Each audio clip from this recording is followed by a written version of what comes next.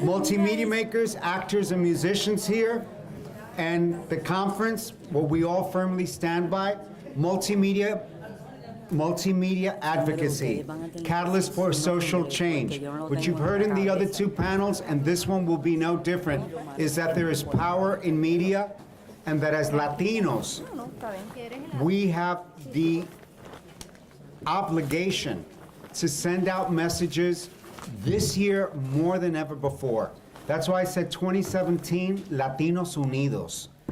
And what today is also about is, whether you're Puerto Rican or not, we're all here connected by the fact that we support Puerto Rico in what was happening before the hurricane, in what is happening now in the aftermath, and that people are making projects, and that projects need to be made. But this is also a panel that's going to examine media in Puerto Rico, as well as how cultural images impact Puerto Ricans here in the US, and most especially our children. When you have President Trump saying, within a day or two after the Hurricane Maria, why are you asking for handouts? Why are you not helping yourselves?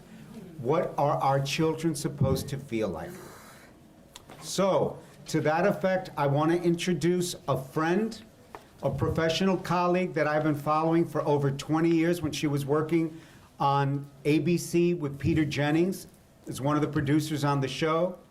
I followed her all the way to London when she was working for AP Latin America.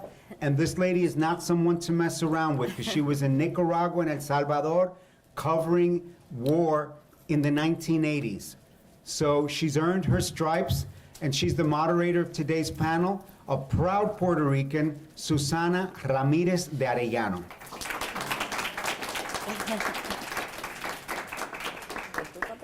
You have the one, there should be one here. Yo creo, Sí. ¿esto está prendido? See, Okay. this is yours, and that's the floating mic. Okay, This is the perfect. floating mic for your panelists. On. Okay, great. Gracias. Bueno, buenas tardes. Gracias por venir. Yo estuve en El Salvador in the late 1800. Yo no dije eso. Yeah, I look pretty good. I'm Puerto Rican. That's what I tell everybody. Oh, how come you? I'm Puerto Rican. We're different. No, in the late 1980s. Yo creo que este panel. I mean, what would people prefer that I do? Speak in English or in Spanish? In English, absolutely. Respecting those No, that no, don't no. speak Spanish. Absolutely, and we need to communicate what's happening. And Maria, what Maria has done, in my opinion, has lifted. She has lifted the lid, because it's a she. It had to be a woman. It's lifted the lid of what has been happening in Puerto Rico for the last 30 or 40 years. And it has now laid it quite bare as to where we are. The good thing about this is that we have the chance to move to a better Puerto Rico. We have the opportunity to actually visit our finest hour. If we have to take all of the politicians that are in power nowadays and put them against the wall and be done with them, then that would be great. But there is a new Puerto Rico on the horizon. I just hope that we have the strength to see it through, and the strength to make the decisions that we need to make. And in order to do that, I think communication is key. Not only within the island, because the media in the island is exceedingly deficient. And I don't say this lightly. I was the news director for Univision Puerto Rico for 4 years. And I pause and say 4 years because they were long and they were arduous, but I have never learned as much as I did coming back to my own country after 30 years away. As he said, I covered the wars in Central America. I consider that a privilege. I spent 14 years in England covering Latin America. That might sound strange, but it worked. So I learned a lot going back. But what I also saw is that we are doing our people a disservice if we do not communicate the reality of who we are, where we are, what we are capable of, and where we need to go. So I believe this panel is incredibly important because we come from a nation of storytellers and we have not been telling stories for quite a while. If you look at the media in Puerto Rico, it is, eso llora ante los ojos de Dios. You know, it cries before the eyes of God. There's nothing, I can't say it any other way. And it hurts me because El Nuevo Dia is run by people that are part of my family. So it's very hurtful for me to see a lost opportunity. But maybe now with Maria, we have a chance because there is nowhere to hide anymore. Yesterday, I don't know if you heard, el cable that goes from the main electrical cable that's supposedly Whitefish. You know Whitefish, that wonderful company, has so many employees. I was shocked. And it hardly asked for anything. I mean, se cayó. El cable que había arreglado Whitefish se cayó. So therefore, la mayoría del área metropolitana, no tiene electricidad. So my family is real happy. And I'm on my way to Puerto Rico on Sunday to produce a story. And, you know, I'm telling the cameraman, bring a lot of batteries. So having said that, I think that communication is key. And we live in an era where we have social media, and social media, for good, for bad, but never for indifferent, has very few barriers. So the truth is out there to be seen by all. And esto es fantástico, in my opinion. Again, we have the chance to build a new Puerto Rico. We have the chance to take the best of what we are and who we've got, because we have a lot of many good things. Don't let anybody tell you that we are those people that this man considered proper to throw paper towels at us. If that crowd had not been handpicked, I assure you that he would have been thrown the towels back. So,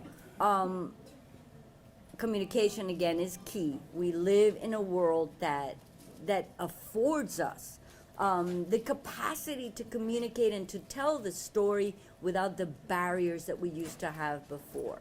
So having said that, our panel is made up of very interesting people. I throw it out there. How do you think? First of all, I mean, if we're going to talk about media in Puerto Rico, it is completely deficient. How do we fix that? How important is the diaspora right now in this historic juncture for Puerto Rico, where if anybody had doubted that we are a supremely cohesive force, let the last couple of weeks just be the proof. And that we are part of Puerto Rico, whether we live on the island or not. And that we need them and they need us. And I stand in the middle because I was born and raised in Puerto Rico. That's where all my family is. I was educated overseas, but have dedicated the latter part of my career to going back to Puerto Rico and doing what I can. So having said that, and I hope I introduced it correctly, I open the floor up to you. To me? First. Can you introduce yourself? Because, Yeah, of course. sorry, ay, perdón. Yo estoy un poco vieja y se me olvidan los nombres. Esa es la mejor excusa del mundo. ¿Qué te pasó? Es que yo estoy media vieja, se me olvida. Hi everybody at the table, and hi everybody in the audience. My name is Rojo Robles. I am a very independent artist from Puerto Rico. Yeah, the one who underscored that, very independent artist from Puerto Rico. I lived pretty much 30 years of my life back there in the island. I moved to New York in 2010, so I have experienced both working as an artist in Puerto Rico and also here in the last couple of years. I am a writer and filmmaker and playwright, and I have worked in all of those mediums under very independent circumstances.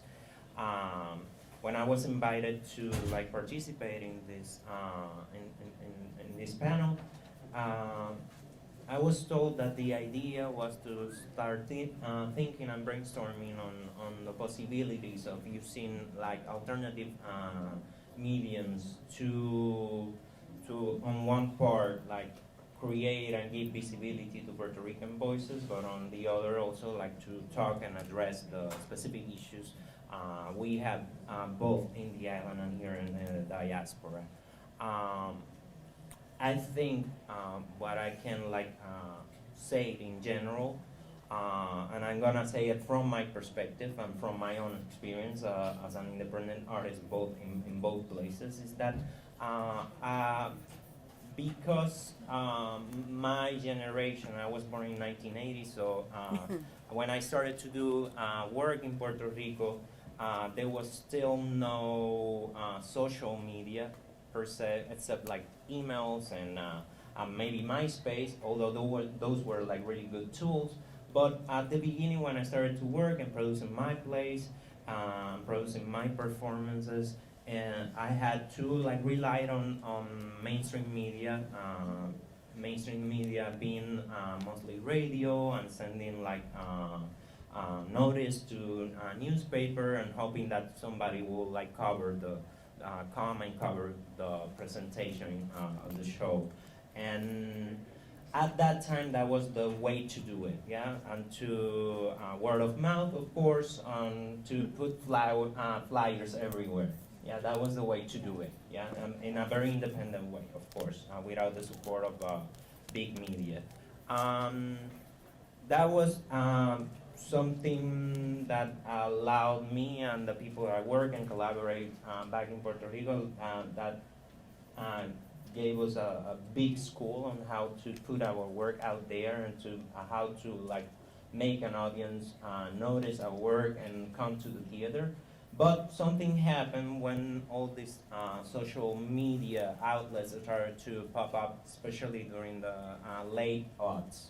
And that was like the possibility of building a more cohesive community of supporters, of an audience that it's constantly knowing, hearing from you, connecting with you in many different ways. And that changed my work, and that changed the work of the people that I've been collaborating on all these years. Because that allowed us to have a community, yeah, and to feel that that community was virtual but also real in many ways. Yeah, some people complain about that social media could be like very alienating, but in my case was like something that actually give us like a sense of belonging to a more specific community, a more specific place, discourses, all that. And thanks to that, thanks to the possibilities of using that tool of social media and all the different outlets that we have right now, the work expanded, yeah? And for example, that allowed for more audience to come to the performances, more audience to like interact with us in many different ways. And once that I moved here, yeah, that continued, yeah. And my latest work is a feature film, a very independent, again, feature film, micro-budget films, but it was crowdsourced, it was crowdfunded, and we were able to do it. It took us 4 years, but we were able to do it because of social media and because of the support that our community, both here in the diaspora and in Puerto Rico, gave us, right? And I think that thinking and going back to the topic of Maria, this is what why we're here. Also, social media allowed to, and I think that from a very personal level, I think like I started to really perceive what was really happening in the island because of social media, because of the possibility of watching videos that people were like taking very like everybody suddenly became a documentarian of 5 minutes film, 5 minutes clips. Everybody became a journalist. Everybody in the community, I get involved, of course, started to like take pictures, show, write a little note, little paragraph about what was happening. And social media actually gave me the sense of the terrible things that was happening, but also the way like many people were like actually doing great things, yeah. How a lot of different groups were actually on the ground, working right away from day one with the community they belong to, and how everybody was like getting involved in some sort of way, a very special way on the ground. And those things weren't covered in mainstream media, definitely. And I was able to locate my family members through social media as well, through, and at the beginning it was very tough, but hearing like little info that people were sharing here and there, I was able to actually get a picture. It was like a puzzle. I was like putting together all these little messages, all these little bits of information together in order to create like a bigger portrait. And I just want to like point out, like, and maybe I just want, I will give the microphone to other people so they can share too. But my message is that, and I will at some point expand on that, like the specific people who are doing like fantastic work, and actually they're under the radar. Yeah, but that doesn't mean that their work is not important. Their work is actually very valuable and very like palpable right now. And we have to like use those the medium to like give visibility to these people and to give support to these people. Can I just say, and one of the things that, sorry, you can clap, I didn't mean to interrupt at all. I just think from my point of view, and I think that's partly what you're saying, I think you can hear me through here, right? Not really. No? No. From here? Perdóname, porque yo soy. Sí. No, all I wanted to say is that I think social media liberates, and it's liberated specifically our voices in Puerto Rico, because the media in Puerto Rico, believe it or not, controls what is being put out there, because what it serves is it's a grand old diet of pa arriba, papi, pa arriba, and you know, news that if it bleeds, it leads, and that's really, and it masks what's really going on. And I think international media and the media in the United States, they have an embarrassing lack of knowledge or understanding of who we are, what we are, and where and our history, and what place we have in whatever market they choose to target. And internationally, they have no clue. I mean, when I used to live in London, and they'd say, oh, I'm from Puerto Rico, and me cantaban, I like to live in America, and I would say, I hate that song. So I think that part of what you're saying is that it liberates us, and it really brings to the fore who, and I'm hoping it will, more and more, who we really are, and it doesn't allow these people, los políticos en Puerto Rico, to get away with the murder that Right. they've been getting away with for years. Yeah. So, sorry. Now, Hola, I want to take advantage of where you left off. My name is Noemí Segarra Ramírez, and I'm here because Soldanela recommended that I should be here, so I want to say thank you. And then Soldanela's mom is there, and I haven't seen her in a long time, and I'm just really happy to be here, to be able to serve a community that's completely underrepresented and that has been doing important work in Puerto Rico.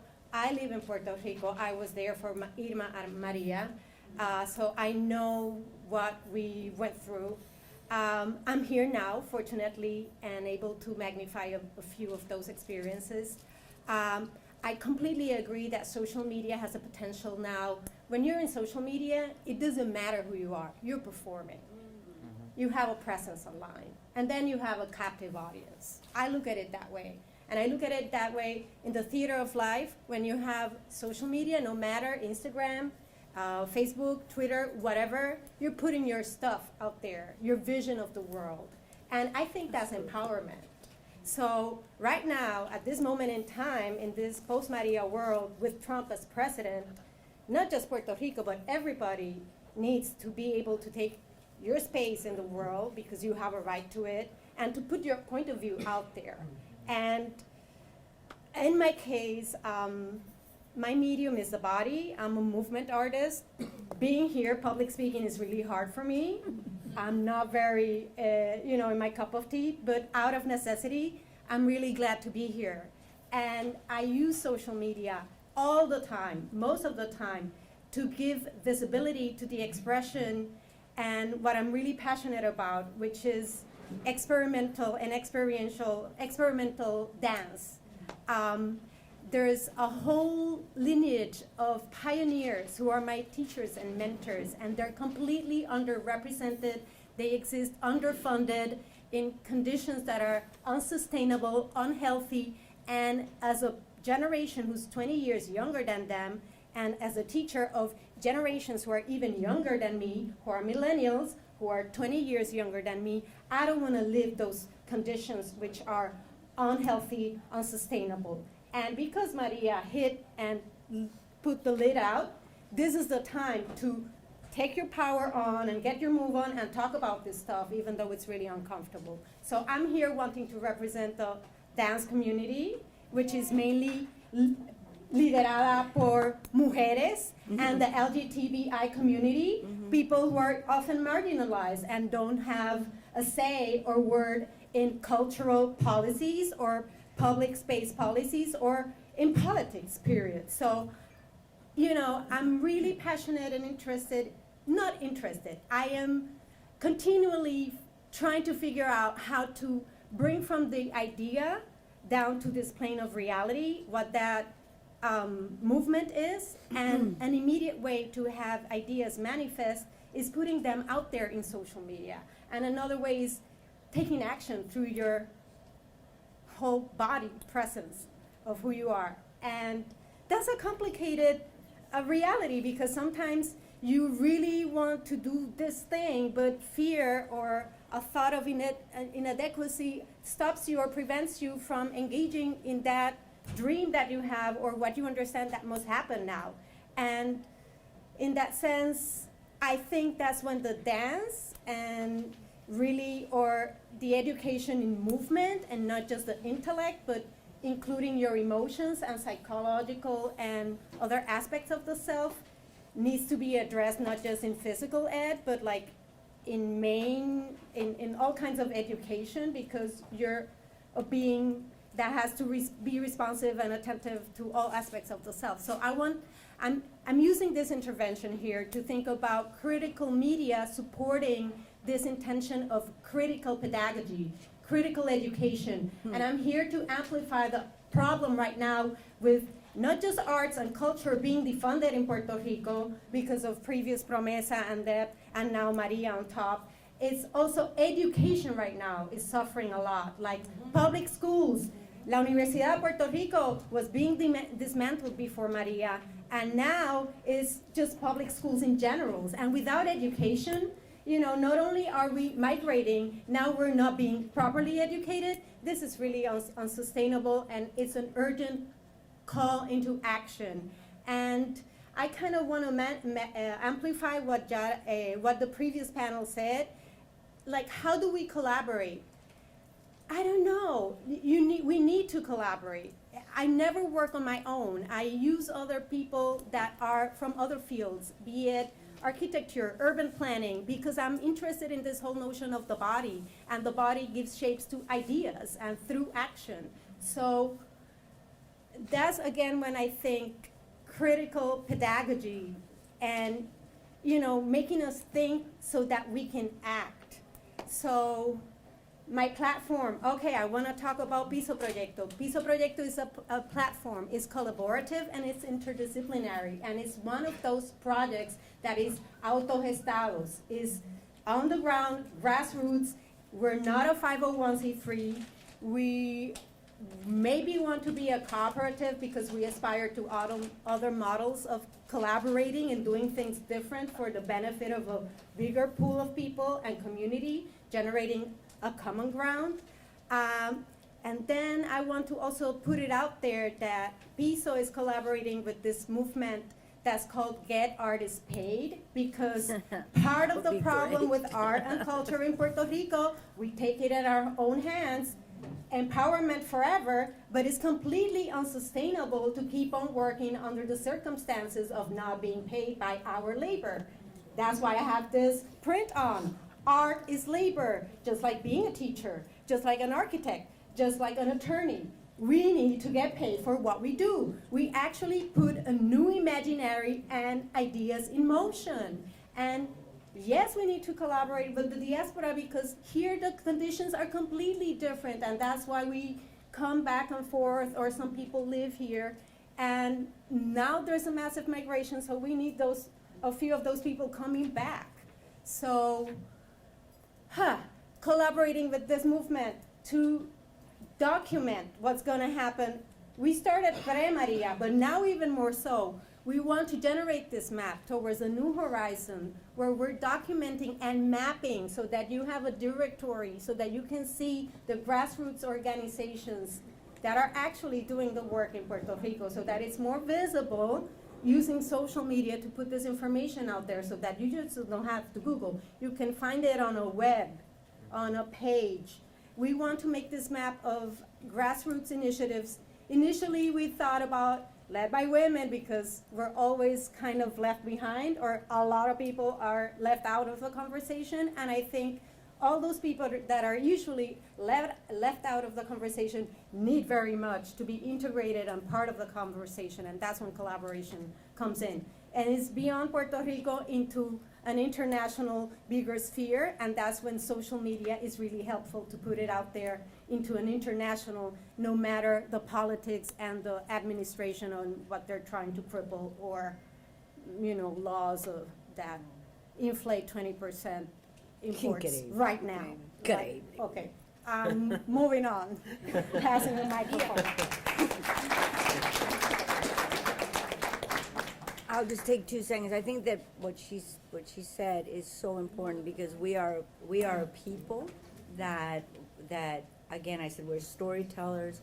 We communicate through song, through dance, through movement. And for somebody to tie our hands together and not allow us to do that, because that's what's happened for so many years and decades, and especially not allowing women to have the proper voice, the voice we deserve. That's why I celebrate and applaud your motivation and your passion, because that's exactly what we need. It's exactly what we need. De nada. Thank you. And Noemí is very humble. She says she's a movement master. She's a master. She's a master of movement, and I kid you not. My name is Soldanela Rivera. Some people call me Sol. Most people affectionately call me Sol. For the greater half of what I want to say now going on 27 years, one of the things that I've done to earn a living has been as a publicist. So I've been in the public relations side of things. Concurrent to that, I've worked in entertainment as a choreographer, as an actor, as a tour producer, concerts. So I've been very involved in the field of arts, culture, entertainment my entire life, the last 30, really focusing on the public relations side. That experience led me to get somewhat frustrated with the field at different points, right? Where I came in contact with amazing performers all the time. Yes, emerging, but also sometimes and oftentimes established artists who themselves have a hard time getting into not only mainstream publications, television, indie, all kinds of beats, right? So it's a frustration to see established, emerging artists really struggling to find a place to showcase what they have to say. And I would be within that field, I would be one of those ones that would be pushing for people to get space. So I've seen this field completely change And I'm a child of both the analog world and the digital world, and I embrace them both. I don't think we're in an exclusive world. I think we're in a both world. We still need both the analog life and we need the digital life. So the point, I'm going to give you one example of one of the projects that at one juncture, almost 10 years ago, I worked in. And it's not to name drop, but just to give you an example of some of the things that I found myself fighting for. I found myself losing the battles to many times. It's very humbling for big clients. So 10 years ago, I was on the film Entre Nos with Paola Mendoza, and I was the publicist on record for the film after Tribeca. I met her and their team when they were playing Tribeca the year before. I believe this is 2009. When we were finally, we were doing the film, I was on the publicity for the movie. Basically, with maybe 2 exceptions, and one of them had to turn them down. All of the major networks turned down the story. All of them. And this is number one. When I met Paola, the minute I met Paola, I knew that this girl shone really bright. She's been carrying and she's been championing DACA students' immigration rights for over 10 years. This is what her movie was about.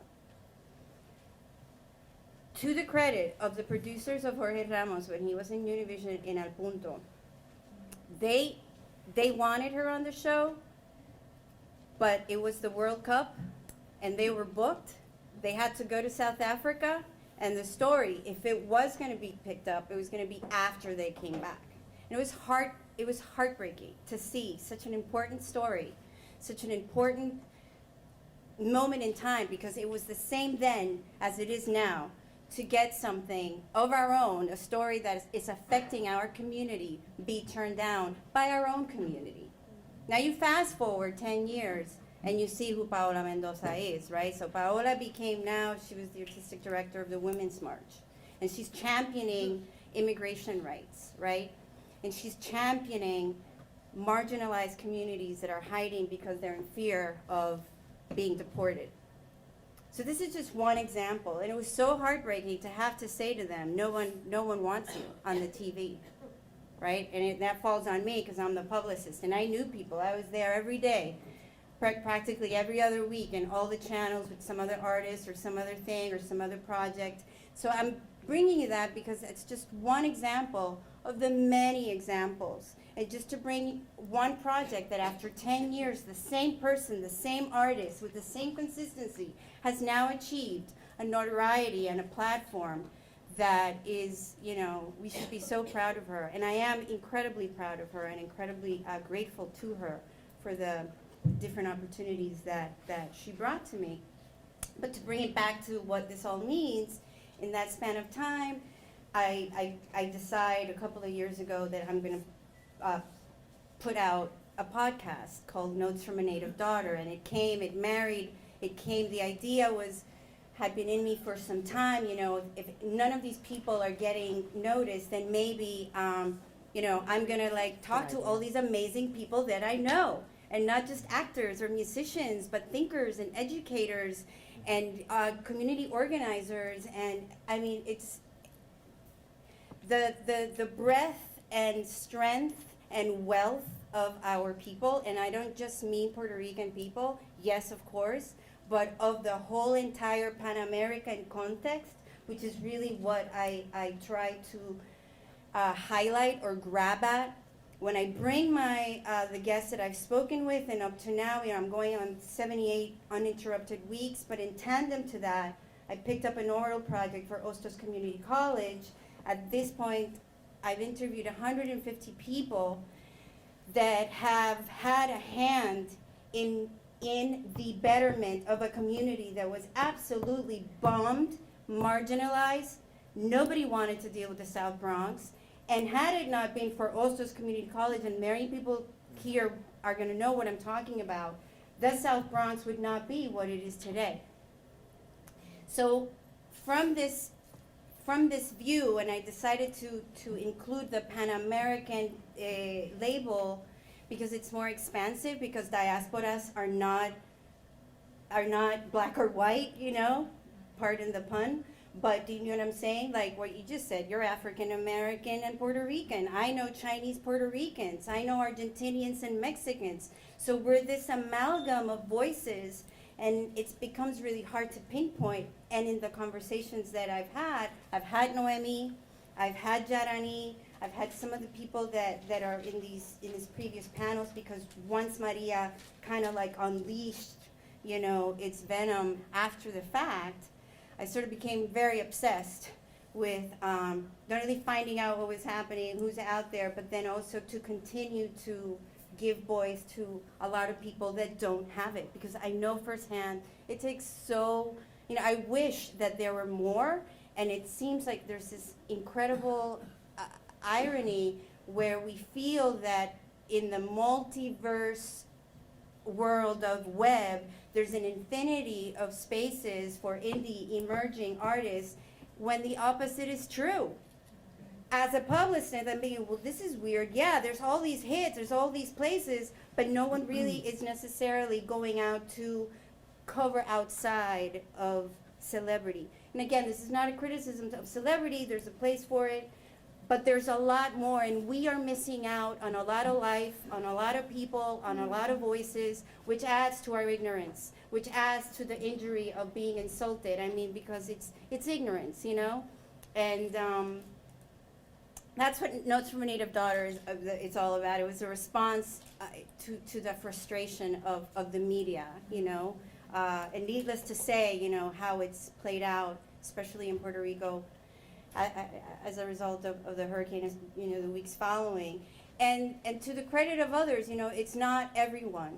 There are legitimate, serious journalists out there doing incredible work, writing incredible stories, and we are out there. But we do have to put in that effort to find out who we are.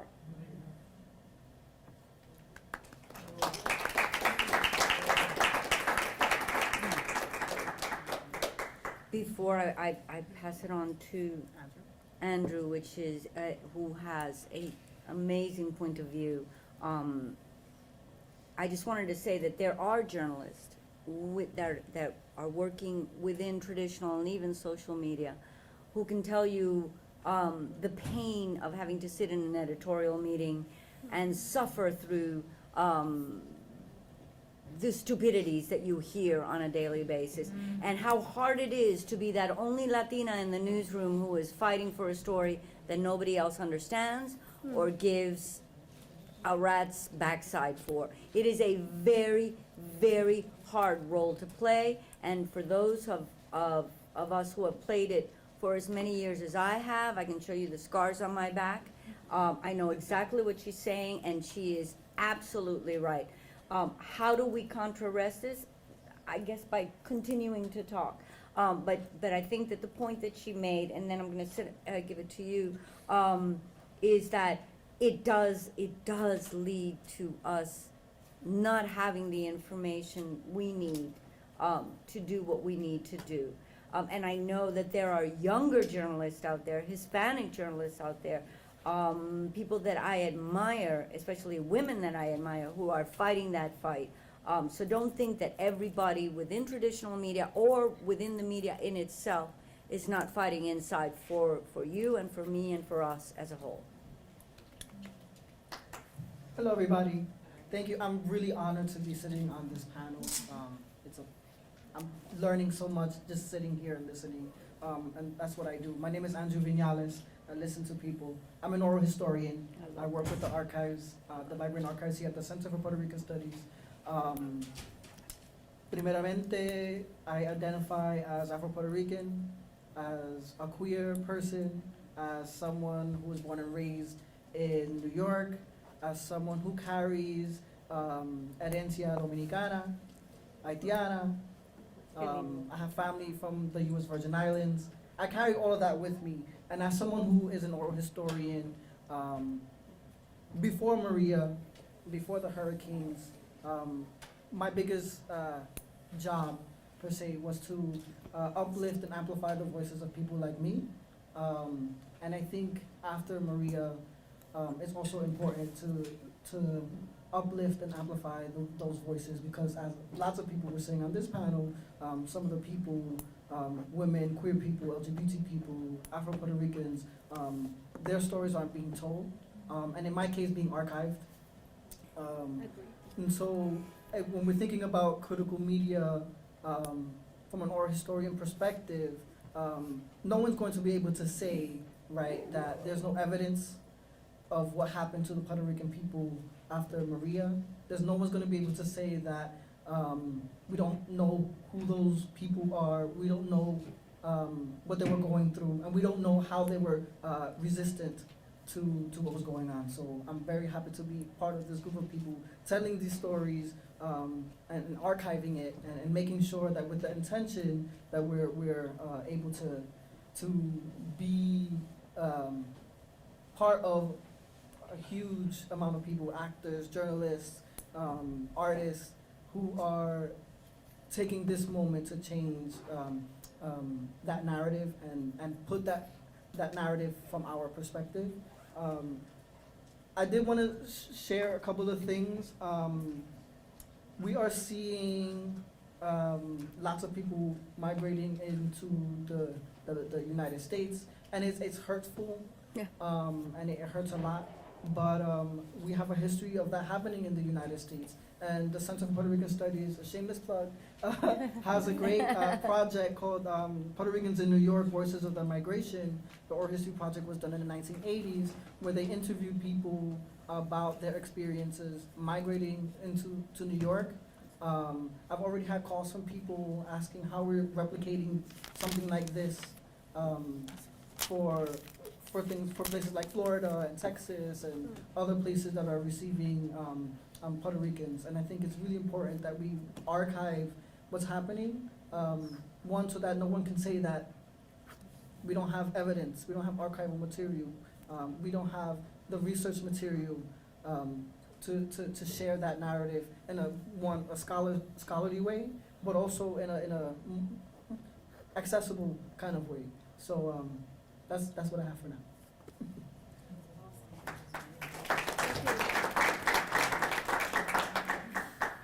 And I mean, before I open it up, I just wanted to point out, I think that the thread that maybe ties us all together is the word narrative. And I think the narrative of Puerto Rico has been dominated by those that wanted to present a certain picture that fits what they need. It's very easy, and I mean, I don't know, I write for The Guardian once in a while, whenever they let me. And one of the stories that I wrote, I'm saying, you know, if anything is proven that we have to take the reins ourselves, it's Maria. And in a way, I thank God for Maria, because she actually has come to tell us, ¿saben qué? Hasta aquí llegamos. You know, for example, where is Rivera Chats? You know what he's doing? He's hiding in el Centro de Convenciones because he knows that the Dauphin, Rosselló Hijo, is burnt to a crisp, so he's gonna come up, right? He's gonna run for governor. So these are the kind of, when you watch, when I worked in the media in Puerto Rico, the one thing that would drive me crazy was like, that's not the narrative. You know, this is not what we should be telling them. We're not here to show them if it bleeds, it leads. If there is, you know, if there is an event, why is it important? How did it happen? Who did it involve? So I think that the thread that joins all of us together is the narrative, and the belief, and the profound belief that narrative has to change. When I was growing up in Puerto Rico, my father used to call me Pico de Oro, which is golden beak for those that don't, because I had too many opinions. And I'm like, well, why did you send me to school in the United States and in Europe? I have more degrees than a thermometer, y entonces me tengo que callar la boca. And just look pretty and maybe marry Jose and hope that Jose makes it so I can drive an SUV. I mean, qué horror. Pero es que es verdad. Look, I'm going to say one thing. One thing. This is how tone deaf people are in Puerto Rico. And these are people from my tribe, huh?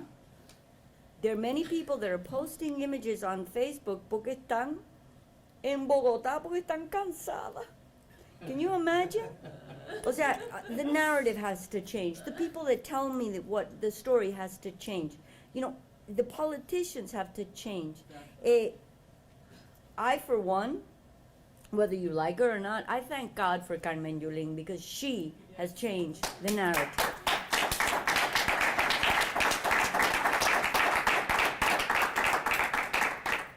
And for me, it is amazing that that woman has kept on going day after day. And I personally know that she was sick and she got up from her bed and she kept on going because she knows how important it is to change that narrative and to bring it to an international fore, because it is enough that somebody else has been telling our story for too long. It's time that we tell it ourselves. And that is why this is so important. From the artists, the dancers, the poets, the painters, the journalists, hasta la ama de casa que pinta, no me importa. But that different voices start coming out, and this is a great opportunity. And this is what Maria, in a way, has given us. So, lo abro al público, o alguien más quiere decir algo. Hay unas preguntas, pero yo quiero decir que I want to say, sorry, it comes in Spanish, that for everyday citizens, we're all citizens, and we're in common ground, que es Pachamama, que es Puerto Rico, y we all speak this language. Maybe not everybody in Puerto Rico es difícil, no hay señal, electricidad, okay. Pero, you know, this is common ground now, and this is a way to connect. Absolutely. And this is a way to put your message out there and to claim some space and to be seen and heard. And that's when we take our craft and put it in service of everyday Absolutely. people, which is the work that we must do to serve and connect. I want to say one more thing. I completely agree that the narrative needs to change in terms of the mainstream, but I also want to say that there's many narratives, and those narratives have been existed for many decades, since the beginning of the relationship between the U.S. and Puerto Rico, and since the beginning of time in Puerto Rico. And the point, it needs to change, but also has to be an effort from personal efforts, community efforts, but also like media efforts to also like give visibility to those narratives who have been, who are veiled, those narratives who have been, who existed for many years and are longing for people to hear it, to see it, to interact with. And the idea of the narrative is very important, as you said. I agree that has been like the common thread here, but also like the idea of researching, being curious, using the social network to kind of like to divert and to subvert also that main narrative that is definitely not helping us, and everybody pretty much agree on that. I think it's obsolete. I mean, that narrative is obsolete. It doesn't work anymore. You know, it doesn't work anymore. But we have to pick up from the Martorells. We have to pick up from the amazing writers we had. I mean, and put our narrative to the fore. What do we want Puerto Rico to be? What do we see this? I see it as an opportunity, and I see it as a time for dramatic change. So. How can we, as journalists, as artists, as creative, not only put that narrative forward, but afford spaces for citizens and for counter narratives? Yeah. But we've been living one narrative for way too long. That's my opinion. I don't know. Yeah. Victoria. So I have a bit of a multi-part question, Toma, mira. so just bear Ahí, with ahí me. va. Like with the White House press corps, you get two. Okay. So my first question is, you know, Carmen Yulin's been mentioned a couple of times throughout the last few hours. And then you have Yulín, and you have Rosselló. Rosselló sat with the president and said, when the president said, have we done a good job? He said yes. And he's passed the buck on to the Army Corps of Engineers. He Right. says they haven't done a good job. Yulín comes out and says, they're not helping. And there's 78 municipalities in Puerto Rico. So where is everyone else, is my first question. Escondido. And I think as a non-Puerto Rican, writing about Puerto Ricans, it's important for us to try to understand your situation a little better in that sense. Where are the other 77 leaders of these municipalities, number one, and whom should be responsible for holding them accountable? Is it the local media? Is it the mainland media? Is it the independent artists? Who? ¿Tú quieres? I'll do it. Yeah. I'll go for it a little bit. Sure. So A that's little a little bit. I think it's a shared answer. But to one of your questions regarding where are the rest of the leaders, which is a legitimate question. Escondido. I think that one of the answers is overall, from here, we don't know what's happening really, right? The same mystery that clouds you as to why are the blue tarps not all over the country, what happened, what is happening, what happened. I think that veil is like, it's a crock of shit, you know what I'm saying? Like what we've been seeing, they say, oh, we've done great. They say everything's going smoothly. They say, but it, you know, when you look at the reality, then you know they're lying. Who holds them accountable? I don't know. On one end, it could be the citizenry of Puerto Rico, of the U.S., the own governments. In terms of the government that it's in power now in Puerto Rico, you know, they are pro-statehood, and so I'm sure that they're probably trying to protect what they're trying to defend, which is their course towards negotiating statehood for the island.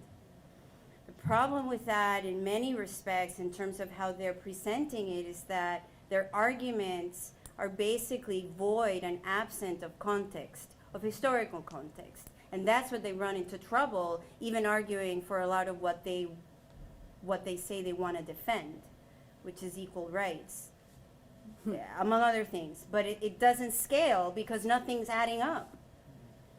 And I think that's part of the problem that's sort of keeping us at least a lot of the people that I'm talking, it's keeping us up at night because we are getting stuff from the radio, you know, Jay Fonseca's out there saying this is what's going on. So there's two different narratives. It's sort of the fake news, which is the same thing that's happening here. You know, according to them and Fox, we have a whole alternate nation that I don't know where it exists and what track you get in, but it's the same difference. So the same thing that's happening here with the fake news and this other alternative reality is the same thing that they're selling out there. It's just that it's not panning out. Now, the solutions are not, some of them are there, some of them are not, but it just seems that that's the breakdown precisely. That's how I see it. Can I segue on that? Because I think, like, having citizens that have to fend and just figure out where they're gonna eat, where they're gonna charge their phone, which is what we're living, it doesn't allow you to be like, and even so, people are going and making noise and claiming their rights, but it's very disorganized and fractured right now. Our reality, which was already precarious, now it's like constantly on a day-to-day basis, like we lost the power, what had been restored went out. So like, es como cha-cha-cha. Unos pasitos para adelante y otro para atrás, and then you're stuck in this vaivén in between, somos o no somos, Estado, viva Puerto Rico libre, pero es como que we need a real change because Maria brought it. And it's up to see what is going to happen, and it's up to us to document and learn from the process. It is a question mark. I don't know who's held accountable. Many hands up. Let me just say, I think that your question it goes to the core of what's wrong with Puerto Rico. who is in charge? Right now, nadie. The problem with Rosselló, and I'll tell you very clear, when he talks to Trump, sí, murieron de 16, nada más mío, estamos bien. No, es que he's afraid that if he pisses this guy off, he's not gonna get money, okay? And not only that, he's got his father in back, Pedro Rosselló, el Mesías, who has trained this guy to believe a vision that is not even obsolete, it doesn't exist. He was on some acid trip in medical school y se inventó todo esto. This is the problem that it's like what's that movie that they ask the guy, what's his name, el tipo gordo feo, ¿cómo que se llama el tipo? As Good as It Gets. ¿Cómo que se llama el tipo? Jack Nicholson. He writes about women, imagínate. And they ask him, how do you write about women so well? And he says, because I depleted from a rationale and accountability. That's the government of Puerto Rico. This guy, the Dauphin, is concentrating on his father's vision, doing everything that he can, while in the trenches, you know, our own personal, the epitome of Hitler is waiting in the wings to come up, which is Rivera Chats. And then we've got almost a siren call, which is Carmen Yulín, which is telling us, I can bring you change, which is actually saying things that are happening.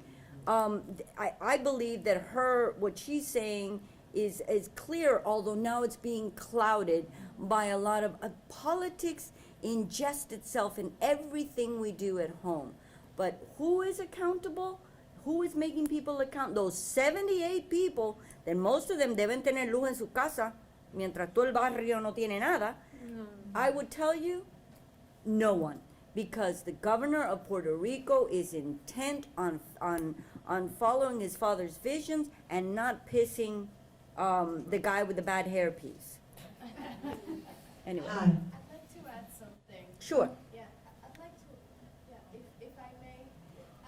You know, my thinking is the diaspora, we need to do more to really hold our people accountable, our leaders accountable, and here's why.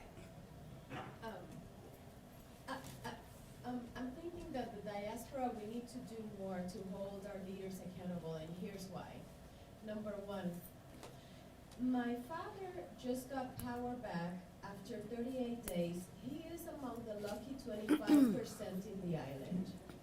He is starting to get to understand what has been happening. For 38 days, he had no news, no radio, That's true. no TV. Our people are disempowered to really be holding our leaders accountable. So us, that we have had Facebook, that we have been seeing all the disasters, all the videos, everything that has been going on, we need to do more and really be the ones to be tweeting and sending messages and holding accountable. Can you pass it on to the? Hello, everybody. Good evening, everybody. I'm Amneris. I'm an actress. I'm a producer and a script writer. And first of all, 3 panels are amazing, amazing. And it's the moment for action. And when I said that, it's because there is a lot of thoughts in my mind right now. But there a very, very important thing. You were talking about diaspora. I've been living in New York just for 2 years, you know, but I had the opportunity to come many times to work. That Miriam Colon brought me here to do some plays, and I knew more or less about the diaspora, and my daughter, who's an actress too, lives here and studies here, so I have more or less an idea. The thing is that Soldanela said something very important. Yes, the social media is important, but we need media too, the TV, newspapers, because some years, many years ago, the 80s and 90s, soap operas, there in Puerto Rico, many soap operas. So we could have the opportunity that the media respond and cover our productions, you know? And after that, start the social media, and after that, soap operas stopped in Puerto Rico, and moved to Miami, and media here doesn't cover our productions in Puerto Rico. So that's why now actors are working. The other day I opened Primera Hora, and I was reading about everything, and I said, okay, let me see about entertainment. It's my work, entertainment. Let me see theater. Nothing, absolutely nothing. And I know a lot of actors are going to community to work without money, free. They are not charging to work. But the media is not covering that, you know? And the actors can't go to work department to ask for money when we don't have work, you know? So it's very important now, and Frank Ferrer knows very well that what I'm gonna say now, because he's a very important producer, musician, writer, and he moved to New York. How long time? 5 years, and he had to start from zero, you know. So it's important now that the person, not only actors or artists or filmmakers, that comes to New York now, we have to embrace it. That's it. Okay.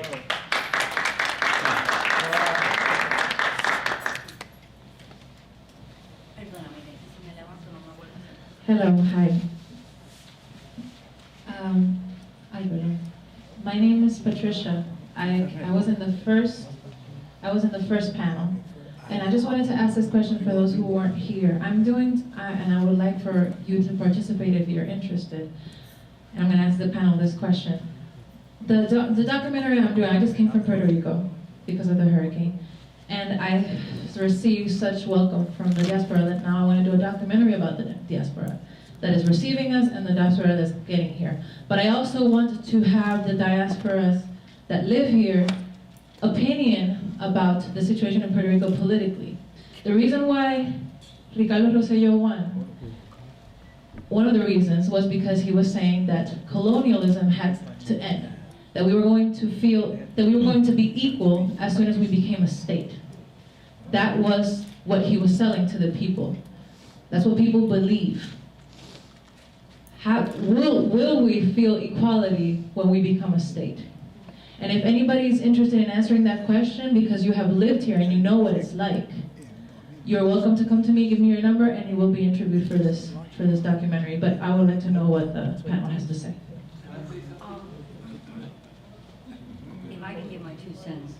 I was born and raised in Puerto Rico. I was educated in the United States and in England. And when I went to England, when I went to England and saw a different point of view, I mean, I already had an open mind because soy independentista, siempre he sido, to the point that my family stopped talking to me because I come from a tribe of people that are usually Benepe. And when I went back to Puerto Rico to work as news director, one of the things that I was accused of time and time again, to the point that it became a big problem for me, was that I was Benepe. Benepe is the party that supports statehood. God bless them. If there's anything I don't support, is statehood. Because no, we will never be equal. But the thing is, we live now, before they could have sold you the lie that Puerto Rico is too little, and we're nothing without los gringos esto, y esta gente son una maravilla, y el norte lo tiene todo. But no, that's not true. O sea, if you look at the immigration, the first immigrants that came to the United States were la costurera. We have a lot to bring to the table, and they felt that they made us feel like we have nothing. Okay, no, I don't think we'll ever be equal, because we need the chance, and we deserve the chance to Speak in black. ¿Qué? Into the mic. They want to hear your pearls of wisdom. You got 2 minutes left to wrap up, and we have one question left from the lady with the mic back there. Okay, but no, and if you want to talk to me later on, but it is something that when you're born and raised in Puerto Rico, this is something that courses through your veins. This thing of are we or are we not? And there are many Puerto Ricans who want to be a state, and if you look at them, it's, I mean, just look at Jennifer González, J-Lo, she's a joke. Y ella no puede ni hablar inglés, y entonces está ahí diciendo, oh, la estadidad. Es un problema grande. I think that we need to walk away from the status thing right now and fix what's happening in Puerto Rico so that we can move forward. But do I believe that we will feel welcome by them? Look at what they've done with María, nos tiraron papel. I don't think so. Perdóname. La señora con el... Toma, perdón. Hi, my name is Melissa Ramos, and I am also a media professional and professor in film. So I have a media question, and I think it's in order to close. So what's happening in Puerto Rico reminds me of Louisiana and New Orleans. In New Orleans, Katrina, right? How they, over 10,000, 2,000 people died, 30,000 teachers fired, then close the schools, segregate communication, the communities, and charter schools, and privatizing, right? And NPR, what's happening now, in terms of the media, my question is, if anyone can answer as a media professional in communication, how do you relate this, what's going on, to what is shock doctrine? Please. I think it's the only way for us and journalists here to understand what is the process that is going through the minds of those receiving the information. Are we going through a shock doctrine? Well, Melissa, I mean, I think it's really hard to answer that as a yes or no answer. I think that, when you look at what's happened, the first thing is everyone is in shock. That's just a given. Whether you were there, or whether you're here, when I was home with the electricity watching the hurricane until I could no longer speak with my family, I was in shock. I was in shock when I saw the first pictures come out. I was in shock for the first 3-4 weeks. I'm still in fucking shock. So I think we're all in shock. In addition to the shock comes the grieving. I mean, I think I can speak for any Puerto Rican that does not feel any type of pain. So I think it's a layered answer. In terms of the pillage and corruption and people taking away or taking advantage of the fact that when you're down, they're kicking you and then they can take away your country, it's a whole different question. That's a whole different level kind of shock. Yes, Naomi Campbell talks about that. I think, is it all out in the open? Yes, but I think as some of our colleagues here have said, people are just beginning to find out what has really happened in terms of the enormity of the island. There is shock everywhere we go. There is shock still by the fact that Trump came there and disrespected us. There is shock still that Carmen Yulín says what she says the word genocide on TV, and all of a sudden she's a bitch. There's shock all over. And I think we're all coming slowly to a place where we can manage our shock, manage our emotions, find allies in other countries. I personally have a hard time right now, like saying, Contra, I want someone from, if you think of all the horrible things that are happening, we should all be in shock. I mean, from Syria to Afghanistan to Colombia, en Mexico, la gente se está matando. Nos estamos matando. Esto es un global genocide what we got going on, and it's not exclusive of Puerto Rico. Puerto Rico, now we're added to the list. And just, I would say 45 seconds, please. 45 segundos. I want more people people from Puerto Rico to be talking here. We need to hear people from Puerto Rico desde nuestra perspectiva. I'm not a social media or media specialist. There's a neighbor right there that she was also displaced and she's here. But I think we need to hear our stories desde Puerto Rico porque we're in shock with what's been told by media out here, from here, made from here, versus our everyday life. And hay una disparidad en eso. What is that disparity? I would like to hear. Porque we need to hear the micro stories, the hyper, you know, my experience was that when we were cut off from having a cell phone and electricity for like 2 weeks, we became hyper local. And it's like, forget, I don't know what's happening in Utuado. In Utuado, people lost 14 bridges.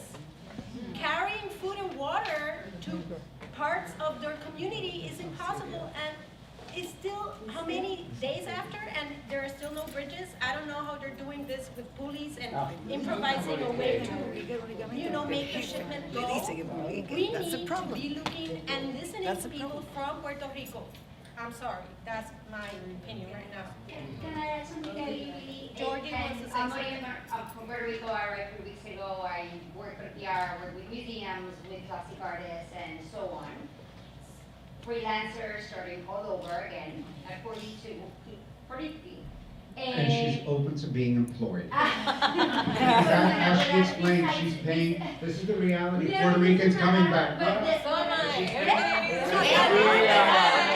We are. I would love for your feedback on what's happening in Nuevo Dia. I mean, we've heard, well, yeah, from your perspective, and Nuevo Dia has fired a lot of reporters. 59. And ¿Y tú tienes familia en ese periodo? O sea, they have taken this situation and I taken out. She was talking about coverage on the arts, but we are having problems coverage in the arts. We're having problems coverage on our reality. Who's telling our stories? This is more than Maria. I mean, there's so much to say. I can tell you from my vantage point, I spent 4 years being director of news of Univision Puerto Rico. I don't think that I covered the wars in El Salvador, I was in Sierra Leone, I was in a lot of other places. That was my own personal Vietnam. That was my own personal Vietnam. Porque lo tenías apagado. That was my own personal Vietnam. I came, cuerpo, corazón y alma, aquí, esto, they didn't want that. They didn't want to educate the people. They didn't want to tell the truth.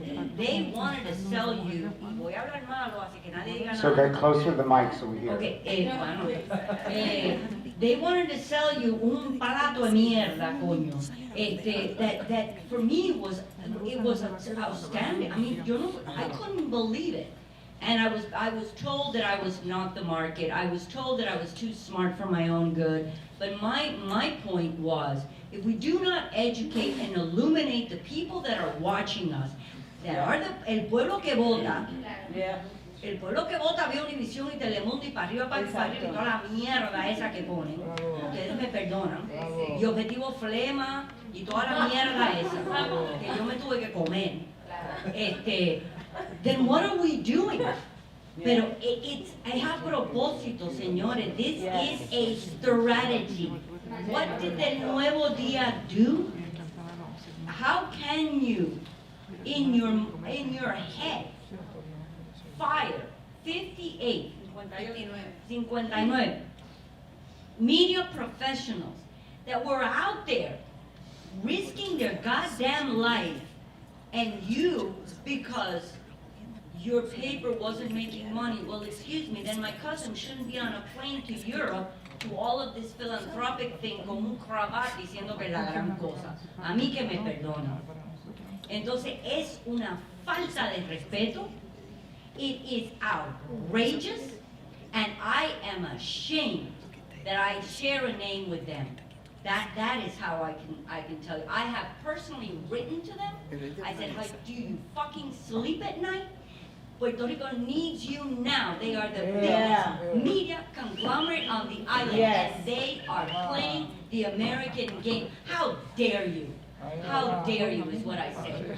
And let me tell you something. This is when I say that social media has to play a part.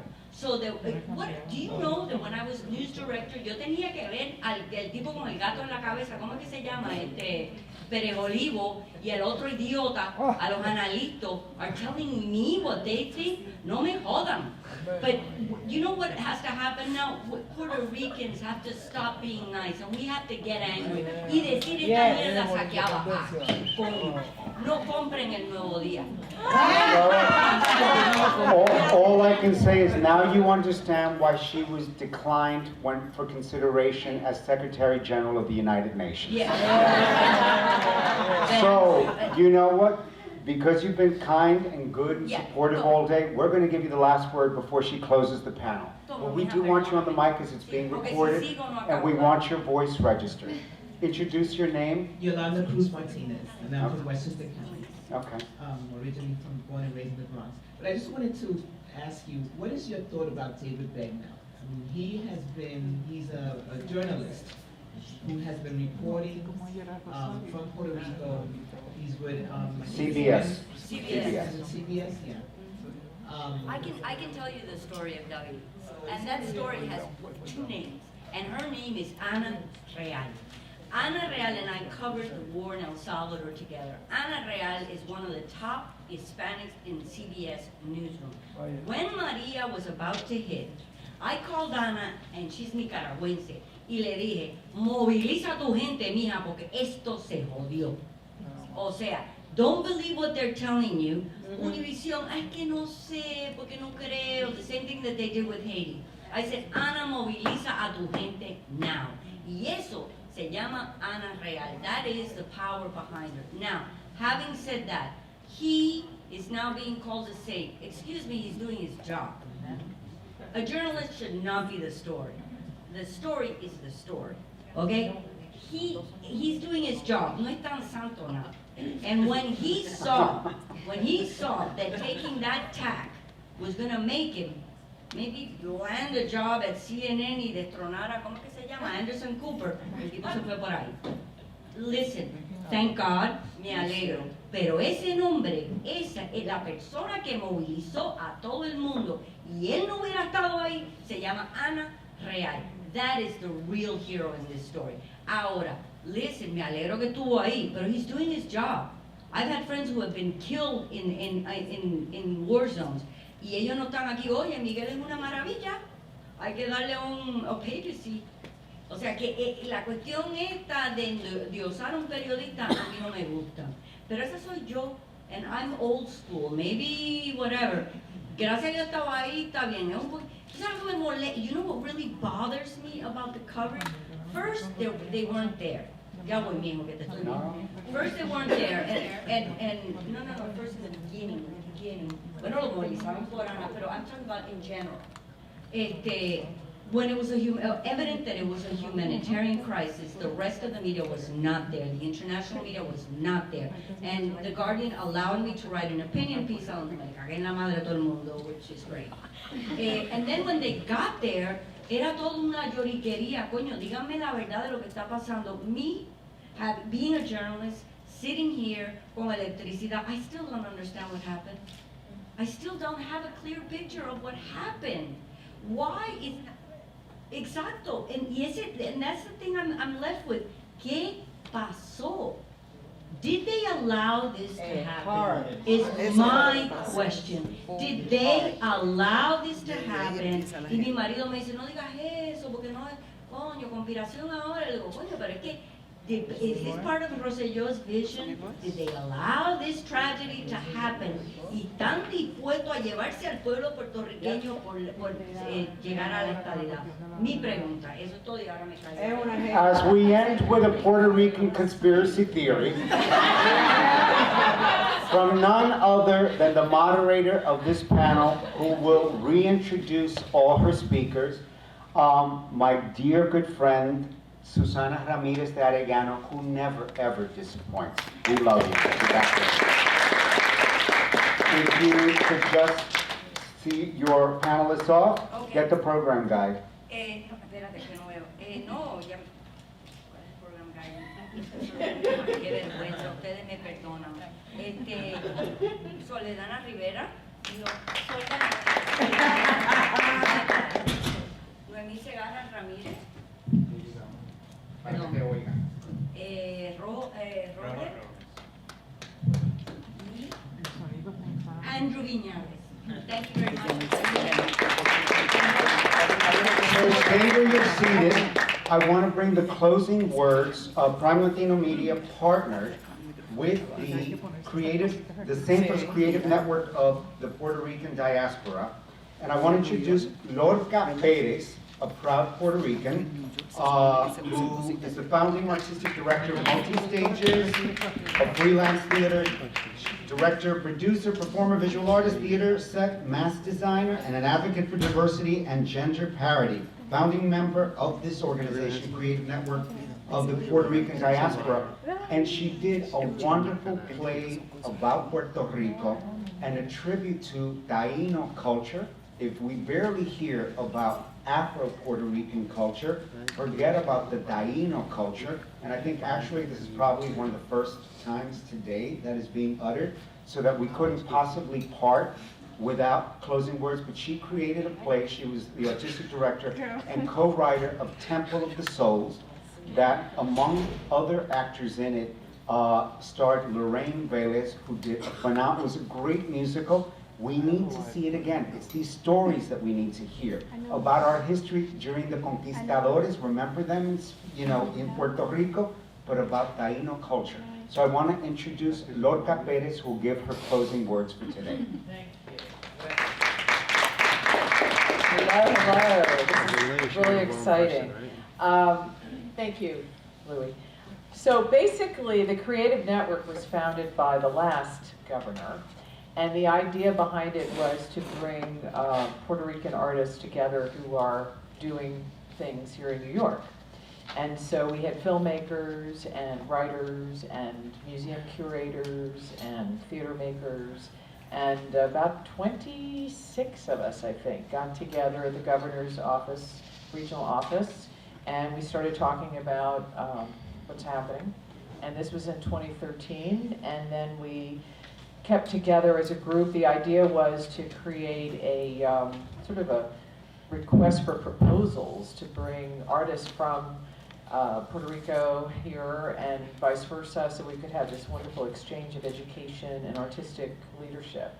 It didn't actually get there because the election and all kinds of things changed, but we are still very involved, and Rosa is keeping this alive. Thank you, Rosa.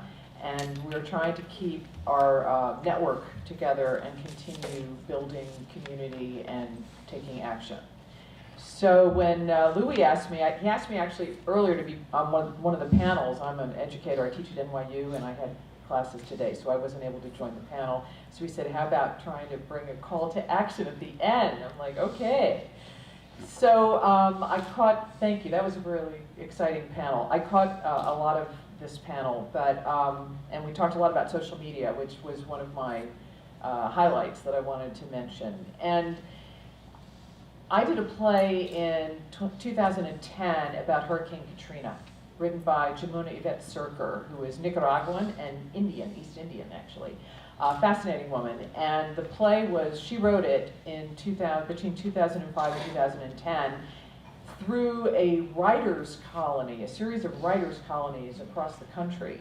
And that's how she was able to live, because she was homeless. And we produced the play. It became a huge hit, and I was thinking about that a lot, Katrina.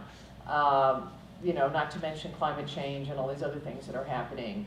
And the idea that artists get together and artists create art. And obviously people are in shock at this point, and it takes a while, but there are a lot of us here in New York, there are a lot of us here in the United States that can help with the mission and taking action. And so I created a short little rundown. I'm doing a climate change festival for my company, Multi-Stages. We're doing one next week on Wednesday, and we're donating our funds to Puerto Rico. Okay, so I think highlighting Puerto Rican arts and culture is important. We need to talk about who's working, who's getting things done, our heritage, our artists, our institutions. We need to recognize people here. We need to recognize people in Puerto Rico. We need to create film festivals, which is happening. There are a lot of great film festivals going on. We need more TV programs. We need more Puerto Rican artists talking. We need to coordinate and co-produce with other Latino groups. We don't all have to be Puerto Rican to work together. Collaboration, I think, is really important. And obviously, posting daily on social media and searching on social media and exchanging and sharing. I saw a really cool video yesterday. I was looking up Call to Action Puerto Rico, and it was created by these young people in just last week.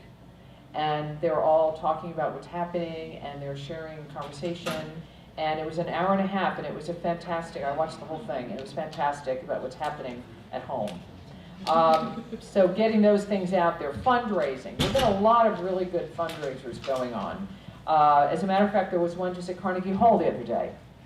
So Patti Smith, the rock and roll artist, was involved in that. All kinds of people were at Carnegie Hall, and the money is going to Puerto Rico. There was also a big event down in Atlanta, run by Scarlett Johansson, believe it or not, at the Atlanta Theater Company. And they put that together, and they raised $500,000 for Puerto Rico just last week. Yes, very exciting, yes.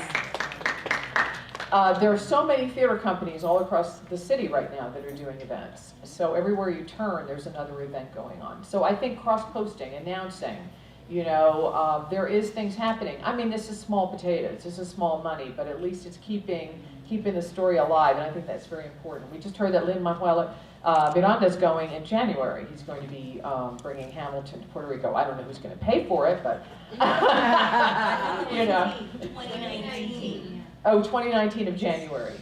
That's right, not 2018. Yeah, right. Thank you, thank you, thank you. You might not be 2019. alive by then. I thought it was 2018 January. Let me double check. Okay. I thought it was next year. No, it's 2019. Not 2018, no? All right, okay, good. Okay. All right, hang on. I got a few more things on the list. Science and education, right? We've got to look at science and education. So I think there's the big summit now going on. That's what this climate change theater action event is that we're in the middle of right now. And obviously what's happening in the hurricanes and all that has a lot to do with climate change. And I think that's very important that people get involved in climate change. And I'm a teacher. I have revised my syllabus this semester because of the hurricane. I think it's a very important, yeah, we did the play on Hell and High Water, the Katrina play was not part of my syllabus. And I put it in, and we did a community action day at NYU. That was fantastic, through the Lee Strasberg School, that's where I teach. And it was amazing, and the students were completely involved, and it turned out we had several students who were Puerto Rican. So that was exciting. They spoke after. We did a talk back with, I had 100 kids involved. So, you know, I think that's important for us to think about how to change our syllabus and make, you know, get as much information out there as we can. Where am I? Politics. Oh, El Yunque. Jesus, El Yunque. This is horrific. And Vieques. That's where my grandmother's from, Vieques. Both my grandparents are archived around the corner here. Yeah, Erasmo Bando is my grandfather. He was an incredible man. And Anita Velez Mitchell, my grandmother, were both huge activists and political people and theater artists. And she's from Vieques. We're very worried about the phosphorescent seas. We're worried about El Yunque. We're worried about the coquí. You know, it's a big deal.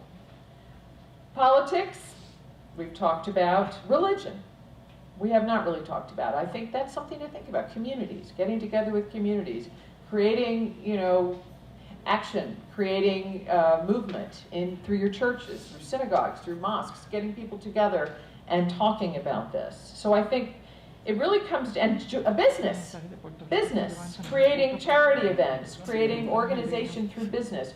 There's the, I was invited actually, I wasn't able to do it, through the It's the New York Drug Enforcement Agency. They have a Latino night. They have a whole Latino day and a whole Latino night. They wanted Temple of the Souls to come and perform. It didn't work out. But this is the Drug Enforcement Agency in New York. They're all Latino. They're Puerto Rican, they're Dominican, they're from everywhere, and they get together and they have this part of the Drug Enforcement Agency as this huge cultural population. I think these are the kinds of things that I think is going to help us. So we've got to think about doing it here at home, organizing, and maybe picking one small thing. Maybe you're going to go back to your church and you're going to say, I would like to start a group, or through school, change a class, or do an event, or come to see my climate change festival on Wednesday. Whatever you want to do, but I think there are ways that we can take action, because otherwise we're overwhelmed and we don't even really know where to start. So I think finding maybe one or two things that turn you on, that you feel that that will help you make change. It's hard, and I think, but we can do it as a community. And I think if we stay together and we keep communicating and we keep talking about co-production and we talk about networking, I think we can do it. It took Katrina a while. I mean, New Orleans, they're still in trouble, but they're better. And art has come back, and TV shows went there, and they've been making movies out of there. They've really changed a lot, and it's been for the better, I think, at this point. Within the past couple of years, a lot of good things have happened. So be strong, and offer your home. My aunt and my uncle are living with my mother in Los Angeles. She's 77, she ate crackers for 3 weeks. They're with my mom. I don't know how long they're going to be there. So do what you can to let people come and stay with you. I think that's all we can do. All right. Buena suerte.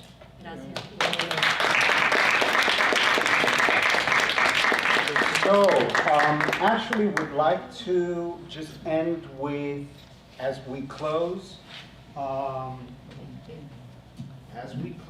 we are going to close, I just want 30 seconds from 3 people, and I have you already identified.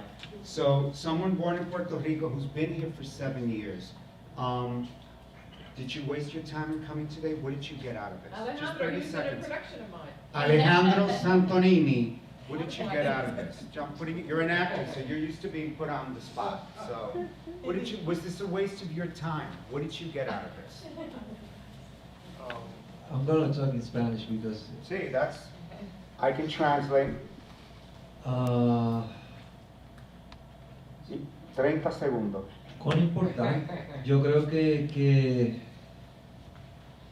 lo que me llevo es que no solo yo lo estoy sufriendo, o no solo yo estoy pues tratando de poner mi parte o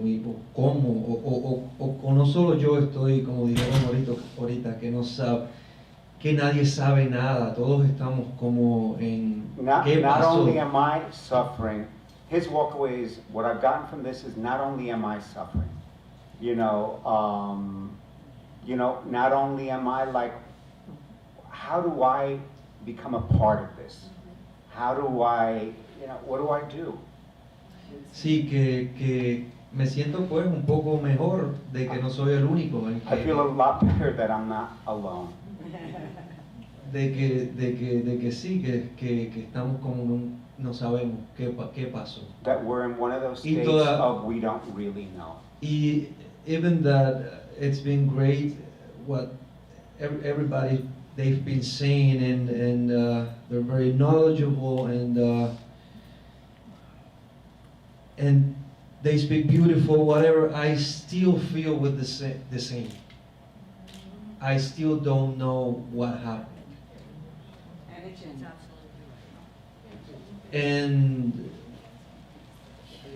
But I have hope, because I know I spoke to my mother the other day, and she told me,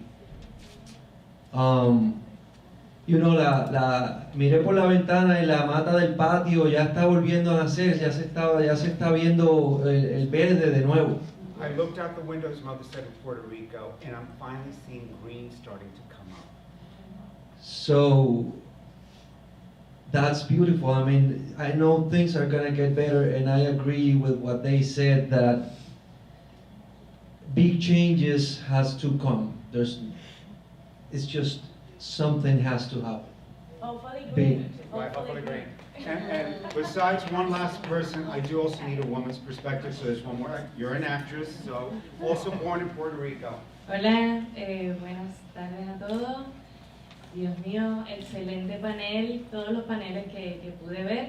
Excellent panel, excellent panels that I did get to see. Yes, my name is Xiomara Cintrón. I'm an actress from Puerto Rico, born and raised in Puerto Rico. You see.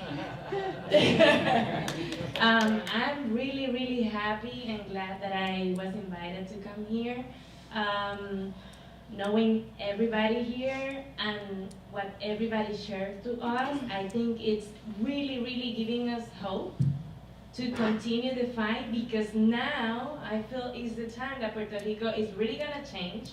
For younger people, for older, for mis papás, mis abuelos, los que vienen ahora, yo creo que esto nos abrió los ojos. This opened our eyes. The change is going to come for the younger generation, for the older generation, for my parents. Y es dejar el miedo de que no somos nada. And we need to drop this old adage of this fear that we're not anything, that we don't matter. I have to say something very important, because I grew up as you in a political family that they believe in the statehood.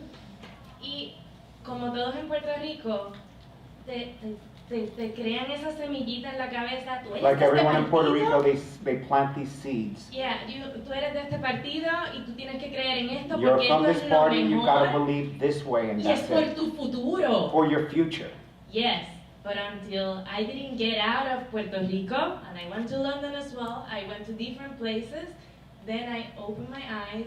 Gracias a esta persona también que tengo a mi lado. Thanks to this person who's at my side. I needed to see with my eyes, and now I have the issue that I'm como en argumentos con mi familia por las ideas. So even though I get into arguments with my But family I- now because I have my own ideas. Yes, and I definitely believe in Puerto Rico, en la raza puertorriqueña, en los jóvenes puertorriqueños, que nosotros podemos sacar al país de esta I tierra, believe este in lodo. our race as Puerto Ricans, I believe in our people, and I believe that we can get ourselves out of this. Y yo, que vengo de ahí, creyendo en que becoming state, it was gonna be better. And for someone who came from an ideology of statehood like my family, Whatever it happens, I don't know what is gonna happen, but I hope it's for the better. Yo he recibido muchos ponches since I came here, specifically, in New York. That doesn't make me menos ni más, Doesn't pero make me less or more. it makes me stronger and realize that we just need to get together and really go there and help them, porque los estamos dejando que se ahoguen solitos. And I know many people because say, we're letting them do it by themselves. most of them are gonna die, but I don't want that. I don't want them to die. Why don't we go there and fight for them and get everybody together? And I know that I don't know. Yo sé que algo va a pasar I y know de lo something's gonna malo happen, siempre bueno viene. and Así that que something good is around the corner. muchas gracias por este excelente Thank you for panel. this excellent panel. I'm going home super happy, and I'm going very creative right now, and I know I want to get in touch with many people, because I think this is the time, this is the right time for Puerto Rico. I love when the actress says, I have nothing to say. Sorry. And I'm like, Dorothy, there's no such thing as I don't know. So the very last word, and I hope I'm not dropping myself in a pot of boiling oil, but we heard from Puerto Ricans, closing word from a New Yorican, vagabond. Your thoughts on today? I was born in the People's Republic of Brooklyn. My mother is Puerto Rican from Bonito, and my father is from Jamaica, so I'm a Puerto Rican. The thing that I was happy about with today was that I'm always trying to reclaim our narrative, and what I'm learning now is that the first thing you need to do before you reclaim your narrative is change the way that the questions have been presented. the way the questions have been presented, the way that the problems are being framed, doesn't allow for any solution to be possible. So the solutions reside outside of the frame in which the questions are being placed. And so a lot of times, I'm always asking the questions that are very, very, very uncomfortable to most people.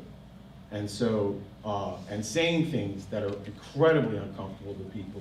So it was good to be here because I felt a little bit more comfortable because other people were starting to look outside the way that the questions are being framed.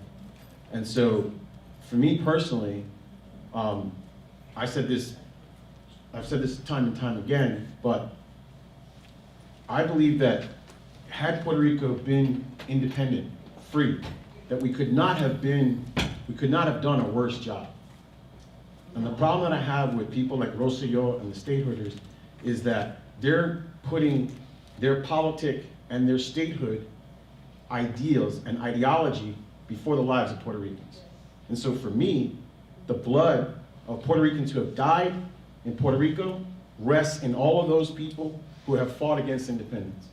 Because even if we had messed up our own, even if we had done this on our own and completely fucked the whole thing up, at least we could have been responsible to ourselves. We can't even be responsible to ourselves as a colonized people. And that's ridiculous. Like, we don't even have the agency to fuck up. And it's Kwame Nkrumah who once said, it is far, far better to govern or misgovern yourself than to be governed by someone else. Bravo. Bravo. Vagabond, filmmaker, Machete, Theo Louis from Prime Latino Media. Join us on Facebook. We've got a group page. If you're a multimedia maker, if you're a Latino, independent Latino multimedia maker, actor, musician, Prime Latino Media has a Facebook group page. On behalf of the Center for Puerto Rican Studies at Hunter College, my creative committee and team, Lorca Perez, and everyone, thank you very much for being part of this. And so that this isn't just a one standalone, continue the battle. Continúa la aventura. This has to continue. This is the start of a movement. And it's got to continue. It can only get better. So, but the bottom line is, we need to work together. Latinos unidos, Puertorriqueños unidos, tenemos que estar unidos. We need to be together. Thank you very much, and buen fin de semana. Thank you.